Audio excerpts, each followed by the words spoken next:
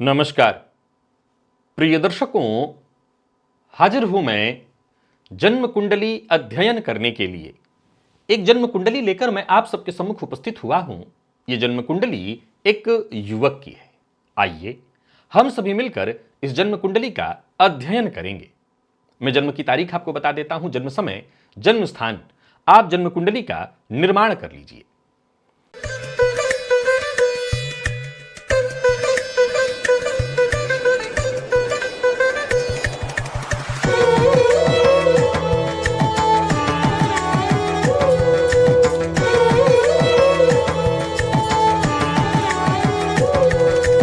जन्म की जो तारीख है वो है 27 अक्टूबर 2002 और जन्म का समय प्रातः 8:26 का है।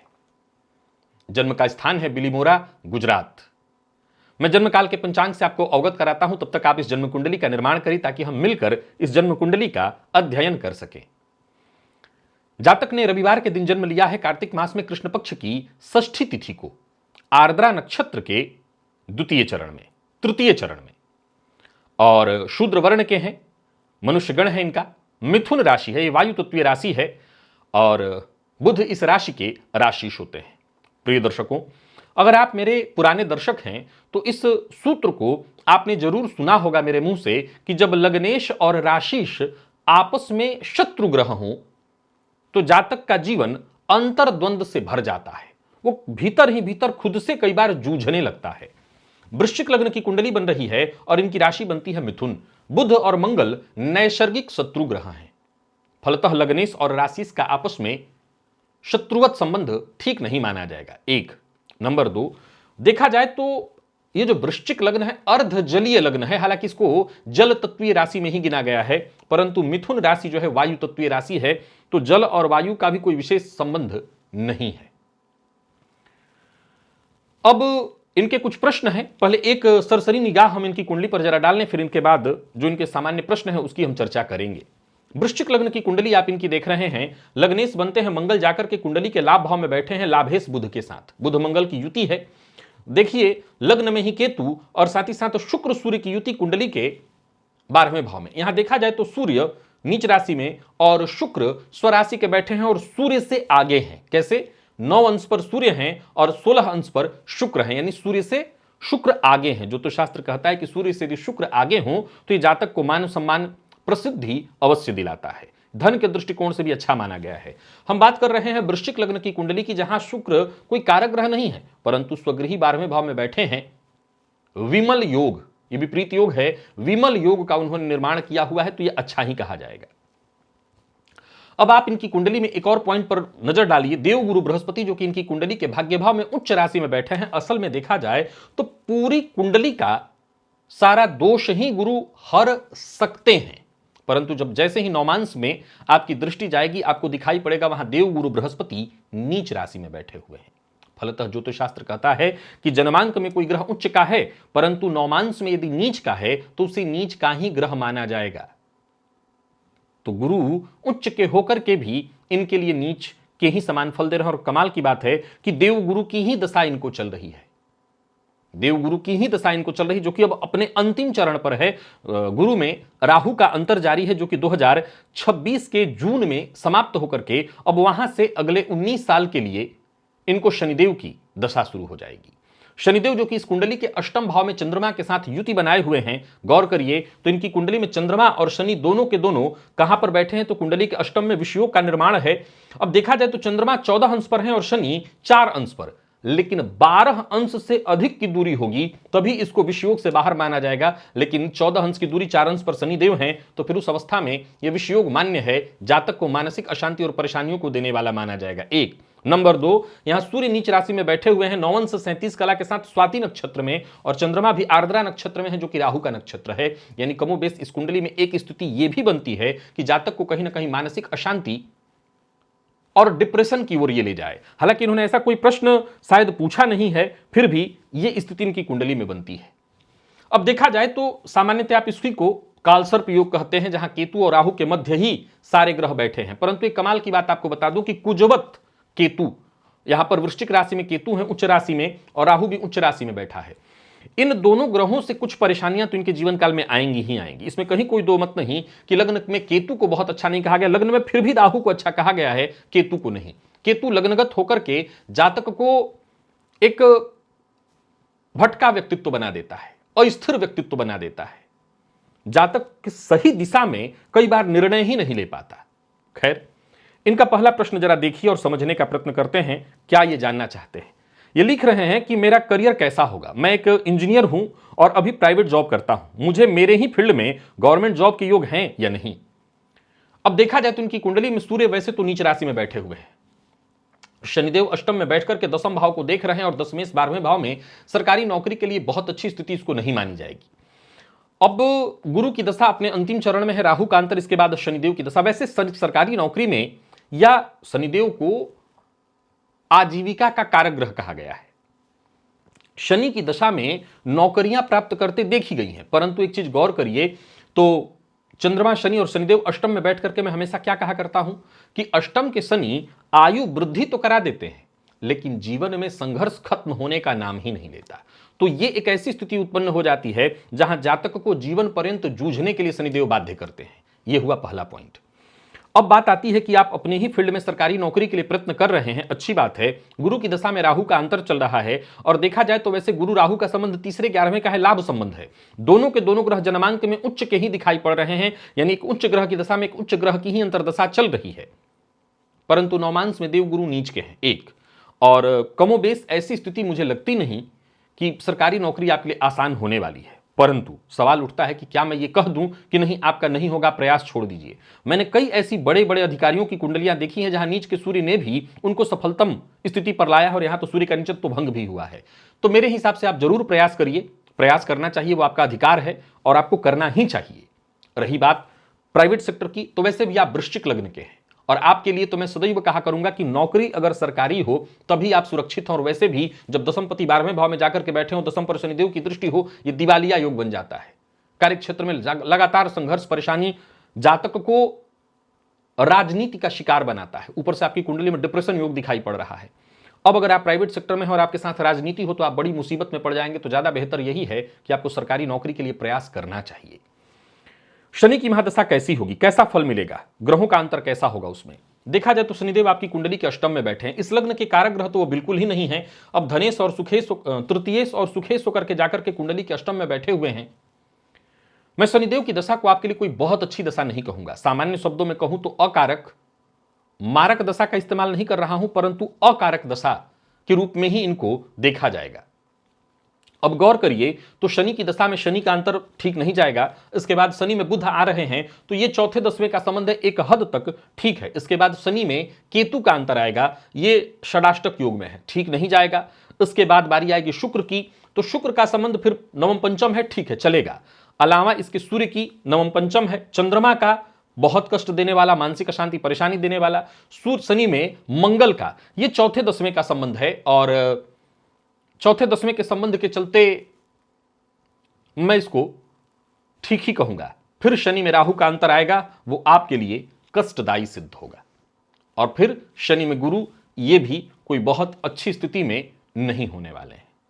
तो कुल मिलाकर के देखें तो शनि की दशा को मैं आपके लिए इस तरह से देखता हूं, बहुत अच्छा तो इसको नहीं कहूंगा। हां, हनुमान जी की शरण में रहिएगा तो आप जरूर सुरक्षित रहिएगा और यह दशा ठीक ठाक निकल जाएगी। वैसे तय जानिए कि मैंने जितने भी कुंडलियों का अध्ययन किया, जितनी भी कुंडलियों को दिखाया है लोगों के सम्मुख, जिनकी कुंडली में है वो जानते हैं कि अष्टम का शनि जुझाता बहुत है। जो तो शास्त्र कहता है कि आयु वृद्धि कर देते हैं शनिदेव, लेकिन पग पग पर जातक को जूझने के लिए बाध्य करते हैं। मकान, भूमि, वाहन का योग है या नहीं, शनि की दशा में घर बन पाएगा।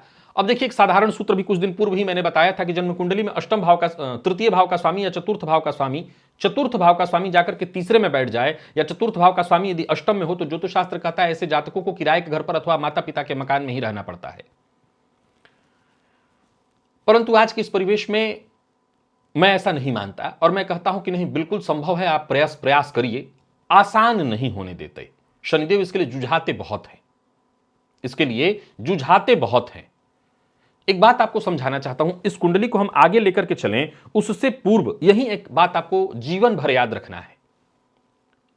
देखिए, आपकी कुंडली में शुक्र, एक अंतर्द्वंद शब्द का इस्तेमाल मैंने प्रारंभ में किया था कि आपको जीवन पर्यंत अंतर्द्वंद से जूझना पड़ेगा। आप अपनी कुंडली को जरा एक लाइन में समझिए। इस पूरी कुंडली का विश्लेषण आपके लिए सिर्फ एक लाइन में है। पूरा कुंडली आप एक लाइन में समझ सकते हैं। एक, 12वें का शुक्र है जो आपको सूर्य के साथ होने के चलते भोग करने के लिए बाध्य करेगा, परंतु वो शुक्र को अगर आप ध्यान से थोड़ा देखें तो 12वें का शुक्र वीर्य नाशकारक बनता है, क्योंकि व्यय करेगा जातक वीर्य का। परंतु अगर आप ध्यान से समझें तो वो सूर्य के साथ होने के चलते, सूर्य और शुक्र, हालांकि शुक्र अस्त होकर के भी खराब नहीं माने जाते हैं, पर स्वाति नक्षत्र में दोनों के दोनों ग्रह बैठे हैं 9 और 16 अंश पर, शुक्र जल रहे हैं। एक, और नंबर 2, आपकी कुंडली के अष्टम में शनि चंद्रमा की युति है और देवगुरु बृहस्पति भले नवमांश में नीच के हैं, जन्मांक में भाग्य भाव में उच्च राशि में बैठे हैं। केतु मोक्ष का कारक होकर के लग्न में बैठा है। मूलतः यह कुंडली आध्यात्मिक दृष्टिकोण अपनाने वाली कुंडली है, पर सवाल उठता है कि क्या यह इतना भी आसान है, और तब जबकि शुक्र 12वें में बैठे हैं। चाहत आपकी जितनी भी है, जैसा आपने पहला तो पूछा घर, इसके बाद आपने अगला प्रश्न पूछा है कि विदेश जाने के योग हैं या नहीं, यदि हैं तो वहां जाने के बाद कोई दुर्योग, आप बाधा तो नहीं आएगी। अभी तो आप सरकारी नौकरी के बारे में पूछ रहे थे, फिर विदेश जाकर के क्या करेंगे। स्वदेशपति आपकी कुंडली के अष्टम में, विदेशपति आपकी कुंडली के विदेश में और परमानेंट विदेशपति लाभ में, शनिदेव जाकर के कुंडली के अष्टम में बैठे हैं, सदा के लिए विदेश जाने का योग है। बिल्कुल आप प्रयास करिए। शनि की जो दशा है वो विदेश के लिए बहुत अच्छी है। अब यहां कमाल की 2 बातें, आपके इस प्रश्न से प्रेडिक्शन बदल जाएगा। ध्यान से सुनिए और समझ लीजिए, आपके इस प्रश्न से प्रेडिक्शन बिल्कुल बदल जाएगा। अगर आप विदेश चले जाते हैं तो संघर्ष तो वहां भी होगा, लेकिन फिर आपकी कुंडली में जिस तरह के मैं साधना, आराधना, एकांत चित्त, एकांत जीवन वाली कुंडली देख रहा हूं, वो हम बात समाप्त कर देंगे। हम बात करेंगे फिर वहां जाइए, कार्य में लग जाइए, नौकरी करिए, प्राइवेट सेक्टर में बढ़िया जॉब करिए, घर गाड़ी सब हो जाएगा। शनि की दशा में सब आप पा लेंगे। क्यों? क्योंकि शनिदेव स्वदेशपति बनकर के अष्टम में बैठे हुए हैं। तो विदेश अगर चले जाते हैं, परमानेंट विदेश चले जाते हैं, एक तरह से देखा जाए तो शनिदेव की दशा कैसी है आपके लिए? अकारक दशा है। ज्योतिष के दृष्टिकोण से, सनातन धर्म के दृष्टिकोण से, जननी जन्मभूमिश्च स्वर्गादपि गर्यसी, देश को छोड़ देना भी एक तरह से आपके लिए ज्योतिषीय दृष्टिकोण से आपका भयानक नुकसान माना जाएगा। कि आपकी एक अगर देखें तो पहले कोई देश छोड़ना इत्यादि केवल व्यापार के लिए लोग जाते थे, करके लौट आते थे, हर हाल में अपने देश में रहना ही श्रेष्ठ माना जाता था। परंतु अगर आप विदेश जाना चाहते हैं तो कहीं आने वाला समय शनि की दशा का बढ़िया माना जाएगा। तो अगर आप प्रयत्न कर सकते हैं तो सरकारी नौकरी वाला झंझट तो छोड़िए, विदेश जाने का प्रयत्न करिए, वो ज्यादा अच्छा है। एक, और हम दूसरा प्रेडिक्शन यहां रखते हैं कि अगर आप यही रहते हैं तो फिर आपके जीवन को उदासीन बनाकर के ये कुंडली रखेगा। कार्य क्षेत्र में तनाव, परेशानी, डिप्रेशन तो आपको विदेश में भी होगा, वहां भी आप जाके बच नहीं पाएंगे। एक अज्ञात भय, मानसिक अशांति और डिप्रेशन की स्थिति यहां भी होगी, वहां भी होगी। परंतु यहां रहेंगे तो जूझना ज्यादा होगा, वहां जाकर के थोड़ा सा आसान हो जाएगा, चीजें आसान हो जाएंगी। तो मेरे हिसाब से अगर आप ये प्रश्न पूछते हैं विदेश, तो फिर 2000 शनिदेव की दशा जैसे ही लग रही है, विदेश के लिए ज्यादा आसान होगा। आप विदेश के लिए प्रयत्न करिए, वहीं जाकर के जॉब करिए, घर गाड़ी जो करना है वहीं कर लीजिए, ये अच्छा होगा आपके लिए। और यहां अगर आप रहते हैं तो यहां तो परेशानी, संघर्ष अभी है और आने वाले दिनों में भी दिख रहा है। आगे इन्होंने लिखा है, प्रेम प्रसंग में हमेशा निराशा ही मिलती है। मैं किसी को पसंद करता हूं आज भी, लेकिन क्या परेशानी है समझ नहीं आता। नौमांस की स्थिति देखकर डर लगता है, विवाह करने का कोई मतलब दिखाई नहीं देता है। फिर भी प्रेम विवाह होगा या अरेंज मैरिज होने के बाद टिकेगा या नहीं, वैवाहिक जीवन कैसा होगा। सप्तम भाव का स्वामी आपकी कुंडली के 12वें में जाकर के बैठा हुआ है। वैसे शुक्र स्वगृही, 12वें का यहां दोष उनको नहीं होगा। नौमांस में सप्तम भाव में देव गुरु बृहस्पति बैठे हुए हैं और वहीं शनि राहु सबकी दृष्टि उन पर पड़ रही है, जिसका आपने बिल्कुल ठीक जिक्र किया, दाम्पत्य जीवन में परेशानी की सूचना है। परंतु यह भी कमाल की बात आपको बता देता हूं कि अगर यह विवाह बाहर जाकर के होता है, यानी आप अच्छा गौर करिए, कई लोग हालांकि 2002 के हैं तो 22 साल लगभग इनकी उम्र हुई। अब इन्होंने प्रश्न पूछा है कि प्रेम संबंध में हमेशा निराशा ही हुई। और मैं नहीं जानता कि आपको प्रेम संबंध में निराशा ही क्यों हुई, आपने किसको पसंद किया और जिसको पसंद किया उसने आपको क्यों पसंद नहीं किया, और नहीं किया तो भाई ये उसकी स्वतंत्रता है। अब वो क्यों नहीं पसंद की वो तो आप जानिए और वो जाने। परंतु देव गुरु की दशा थी। अब चूंकि मैं पहले ही कहा आया हूं कि गुरु नीच राशि में, नौमांस में, इसलिए इनका बहुत अच्छा रिजल्ट जिस तरह का पूरी कुंडली का दारोमदार गुरु पर हो सकता था, अभी भी होगा। अभी भी मैं जो उपाय बताऊंगा गुरु पर ही दारोमदार डालूंगा, भले वो नौमांस में नीच के हैं, गुरु को ही ठीक करेंगे, गुरु को ही साधेंगे। लेकिन देखा जाए तो आपके लिए ये गुरु की दशा को भी मैं बहुत श्रेष्ठतम दशाओं के रूप में नहीं देख सकता हूं, क्योंकि गुरु ने वो ऐसा सहयोग नहीं दिया है। अब प्रेम भाव के मालिक देव गुरु ही है, जाकर के अपने घर को देख भी रहे हैं, परंतु प्रेम भाव पर बुध मंगल की दृष्टि पड़ रही है, केतु की दृष्टि है और साथ ही साथ शनिदेव की दृष्टि है। तो शनिदेव की दृष्टि विच्छेदात्मक दृष्टि होगी। तो प्रेम संबंध के मामले में ठीक है। अब आपने जैसा विवाह पूछा है, तो अगर सप्तम से देखें तो आपकी कुंडली में दक्षिण पूर्व, साउथ ईस्ट में विवाह की दिशा दिखा रहा है और यह कह रहा है कि अरेंज मैरिज के ही योग है, माता पिता की मर्जी से विवाह होगा। तो ठीक है, माता पिता के सहयोग से अगर हो रहा है विवाह और माता पिता सही चुनाव कर सकते हैं, कर ही रहे हैं, करते हैं, तो मुझे लगता है वो ज्यादा बेहतर है। माता पिता की मर्जी से विवाह करिए और आप उसी में ज्यादा खुश रहेंगे। बाकी रही बात कि विवाह से डर लगना, हाँ लगना तो चाहिए, क्योंकि आपकी कुंडली में शुक्र की जो स्थिति है वो डराने वाली स्थिति तो है और दिक्कत भी थोड़ी आने वाली है। इसके लिए और ज्यादा जरूरी हो जाता है कि आप जब भी विवाह करें कुंडली मैच कर करके, जन्म लग्न से आप मांगलिक तो नहीं है पर चंद्र लग्न से आप मांगलिक हैं। चंद्रमा से 4 घर आगे मंगल, आप चंद्र लग्न से मांगलिक हैं। तो विवाह जब आप करिए, प्रयास आपको यही रखना है कि कुंडली बाकायदा मैच हो आपकी, और कुंडली मिलाकर के ही तब आप विवाह करिए। वृश्चिक लग्न की कुंडली है और सप्तम पति जाकर के कुंडली के 12वें भाव में स्वगृही बैठे हुए हैं। विवाह अगर कुंडली मिला करके हो जाए तो फिर जीवन साथी का सहयोग आपको काफी मिलेगा। अनबन मतभेद अपनी जगह है, प्रेम के चक्कर में तो वैसे भी मत पड़िए ज्यादा। आप सीधा सीधा याद रखिए, आप वृश्चिक लग्न के हैं, कर्क, वृश्चिक और मीन, ये भूलिए मत। आप मेरे शायद दर्शक पुराने हैं या नहीं पता नहीं, पर मैं हमेशा कहा करता हूं कि कर्क, वृश्चिक और मीन ये 3 ऐसे लग्न हैं जो मूलतः साधक लग्न है। आपका जन्म जो हुआ है वो साधना के लिए हुआ है। इस लग्न के जातकों के दांपत्य बहुत टूटते नहीं कहे जाएंगे, आजकल तो किसके लिए कहें, सबका टूट रहा है। लेकिन हां, ज्योतिष शास्त्र तो मूलतः यही कहता है कि इनका दांपत्य जीवन अच्छा नहीं होता, खराब भी क्या कहें, सामंजस्य कर लेते हैं, चल जाता है। इनके दांपत्य को आमतौर पर यही कल्पना रखी जाती है, ज्योतिष शास्त्र के दृष्टिकोण से कहें तो यह कोर्ट में नहीं जाएगा, किसी न किसी तरह से आप चला लेंगे। कर्क, वृश्चिक और मीन है आप, तो बहुत सुखद दांपत्य तो नहीं मिला है आपको, क्योंकि मैं पहले ही जब कहा कि जब आपका व्यक्तित्व ही साधक का है तो साधक को बहुत सुखद दांपत्य मिल ही नहीं सकता है। तो बहुत सुखद दांपत्य की तो आप कल्पना मत करिए, पर यह जरूर आप कर सकते हैं कि ठीक है चल जाएगा, कुंडली मैच करके हो जाए तो और अच्छा चल जाएगा। बाकी मुझे कोई ना कोई बीमारी लगी रहती है, चमड़ी के रोग से परेशान रहता हूं, सिर में अलग तरीके के डैंड्रफ इत्यादि होते हैं, ये सब कब ठीक होगा?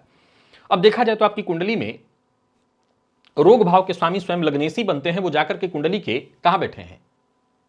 लाभ भाव में बैठे हैं। ये वाला पॉइंट मेरे जो दर्शक हैं ज्योतिष के, इसलिए मैं कहा करता हूं कि आजकल वैसे भी कुंडली विश्लेषण कम कर दिया हूं वीडियो में, आप इसको जरा देख लीजिए एक बार में। अगर आप समझना चाहें तो आपको समझ में आ जाना चाहिए प्रश्न। इन्होंने क्या क्या प्रश्न उठाया है?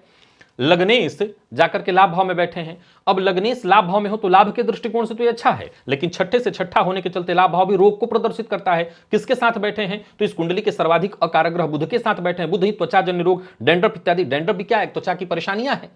अब वो किसके साथ? बुध मंगल, उन पर सीधी राहु की दृष्टि।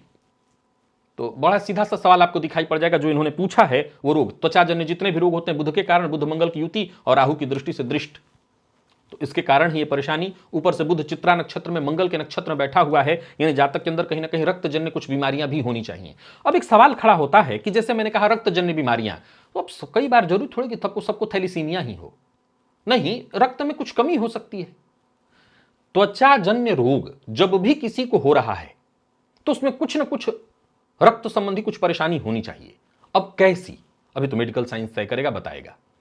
बाकी कुछ ना कुछ जो परेशानियां आपको हो रही हैं उसमें मैं आपको कुछ उपाय अभी बता देता हूं, उसका पालन करिए, उससे आपको राहत मिल जाएगा। और बाकी आपने अंतिम में एक प्रश्न पूछा कि कुंडली के अनुसार कौन सा रत्न धारण कर सकता हूं।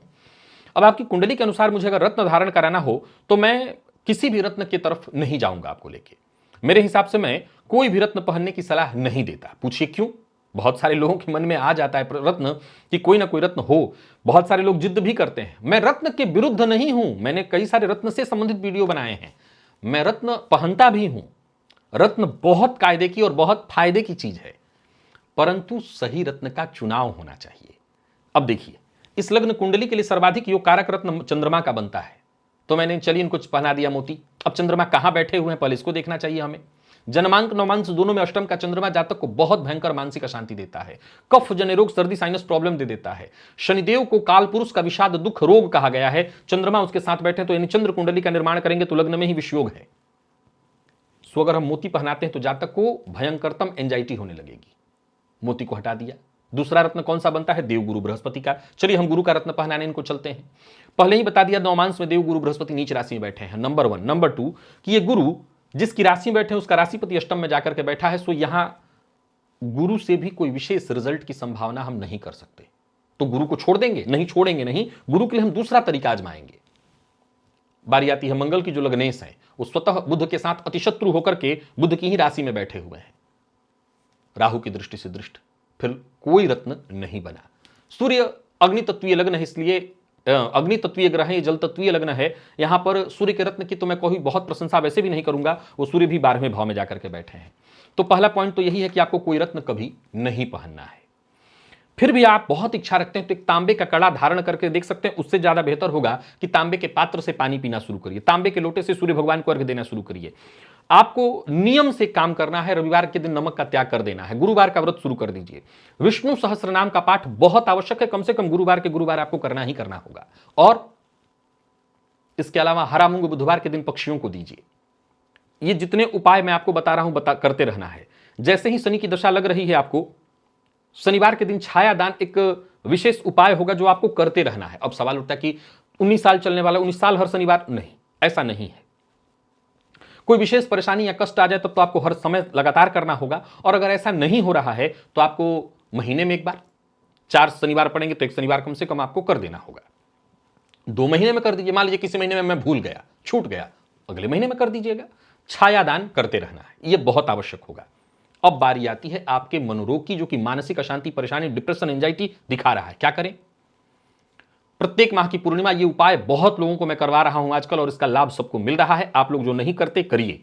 प्रत्येक माह की पूर्णिमा को चंद्रमा की चांदनी में कम से कम 10 से 15 मिनट बैठिए, और प्रत्येक माह की पूर्णिमा को सायंकाल चंद्रमा को दूध से अर्घ दीजिए। घर में चांदी का पात्र है तो उसमें दूध लेकर के दे दीजिए, और अच्छा नहीं है तो जो आपके पास है वही चांदी है, सब चांदी ही है, उसी से दे दीजिए। चंद्रमा को अर्घ दीजिए, इससे मानसिक अशांति, परेशानी से राहत मिलेगी। स्वास्थ्य में परेशानी अगर बहुत ज्यादा बनी रह रही है तो प्रत्येक सोमवार को शिवलिंग पर दूध, जल और काला तिल एक में मिलाकर के अर्पित करिए, इससे आपको फायदा मिलेगा। तो ये जितने भी उपाय मैंने आपको बताए हैं, आपने वीडियो में चूंकि रिकॉर्ड हो रहा है तो रख लीजिए और सुन लीजिएगा। इन्हीं उपायों को आप लगातार करते रहिए, आपका जीवन सुरक्षित होगा। ये कालसर्प है, लेकिन इससे घबराने की आवश्यकता नहीं है। ये एक ही समस्या उत्पन्न करेगा कि आपके हर कार्य को पहले बाधित कर देगा, होगा बाद में, घबराइएगा मत। याद रखिएगा, कुजवत केतु, सो एक्स्ट्रा एनर्जी आपको लगानी होगी, काम बनेगा, डिले होकर के बनेगा पर बनेगा, क्योंकि चंद्र कुंडली का निर्माण करेंगे तो विषयोग का निर्माण हो रहा है, तो लग्न में ही विषयोग बनेगा, फलतः वैसे ही आपके काम डिले होने वाले हैं। तो घबराइए मत, डिले होकर के होगा लेकिन हो जाएगा। विदेश वाला जो आपने मुझसे पूछा है उसी पर फोकस करिए, वो ज्यादा अच्छा होगा। प्रिय दर्शकों, आप यदि इस कुंडली के संबंध में कुछ कहना चाहते हैं तो कमेंट आपका है, आप जरूर करिए, स्वागत है, उसे पढ़ेंगे। मुझे इजाजत दीजिए, पुनः मुलाकात होगी, तब तक के लिए नमस्कार।